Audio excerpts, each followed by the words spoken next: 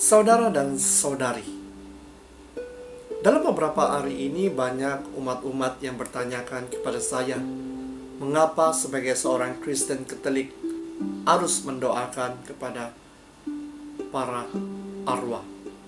Dan biasanya perayaan ini jatuh pada 2 November setiap tahun. Tetapi gereja juga merayakan ataupun berdoa bagi para arwah setiap bulan, di antara minggu pertama ataupun minggu kedua setiap bulan. Dan persoalannya di sini, mengapa kita harus berdoa bagi mereka yang telah mendahului kita? Saudara dan saudari, jika kita lihat nenek moyang kita, mereka juga berdoa bagi mereka yang telah meninggal dunia. Dan mungkin cara mereka berbeza dengan cara gereja.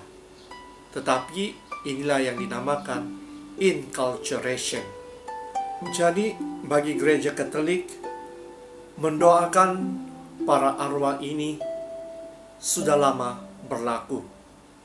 Lihat sahaja di dalam Makabi bab 12 ayat 38 hingga 46, di mana seorang general mendoakan askar-askar yang telah gugur di dalam peperangan. Nah, di dalam kitab Makabi sudah dinyatakan bahwa seorang general mendoakan bagi askar-askarnya. Oleh itu, sebagai seorang Kristen Katolik, kita memahami bahwa di dalam kehidupan kita mempunyai 3 golongan. Golongan yang pertama adalah kita yang masih berziarah di bumi ini. Kita yang masih hidup, yang masih bernapas. Yang kedua, golongan ini adalah orang-orang yang telah mendahului kita, yang telah meninggal dunia dan ditempatkan di api pencucian. Dan golongan yang ketiga adalah golongan yang bersama dengan Allah Bapa di surga. Jadi di sini apa yang kita mau lihat adalah golongan yang kedua. Orang-orang ataupun jiwa-jiwa yang telah mendahului kita, yang berada di api pencucian. Jadi bagi mereka yang berada di api pencucian, mereka tidak boleh melakukan apa-apa untuk mencapai kemuliaan mereka, untuk mencapai ataupun untuk bersama-sama dengan Allah Bapa di surga. Jadi, bagaimanakah cara bagi mereka untuk dapat mencapai kemuliaan? Bagaimana cara mereka untuk bersama-sama tinggal dengan Allah Bapa di surga? Jadi saudara dan saudari, semuanya ini berlaku sekiranya kita yang masih berziarah di bumi ini, kita yang masih hidup, dapat berdoa bagi mereka. Inilah tanggung jawab kita sebagai pengikut-pengikut Yesus yang sentiasa mahu mendoakan bukan sahaja bagi yang masih hidup, tetapi bagi mereka yang telah meninggal dunia. Ini dapat dilihat di dalam Galatia bab 6 ayat 2, di mana orang-orang yang beriman digalakkan untuk berdoa di antara satu sama yang lain. Nah, saudara dan saudari, begitu besar tanggung jawab kita, bukan sahaja berdoa bagi diri kita, bagi orang lain, tetapi bagi mereka yang telah mendahului kita.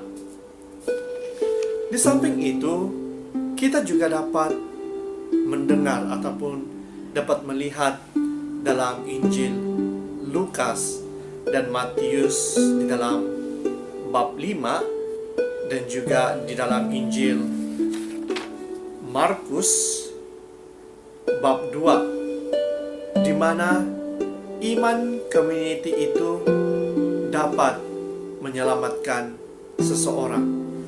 Contoh yang terbaik yang kita dapat lihat di dalam Alkitab adalah bagaimana seorang lumpuh yang dibantu oleh komunitinya untuk datang kepada Yesus untuk disembuhkan.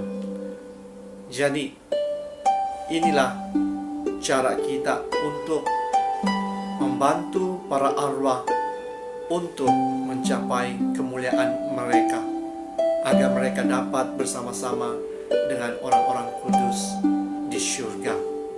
Bukan itu sahaja, bapak-bapak gereja telah menyarankan kepada gereja untuk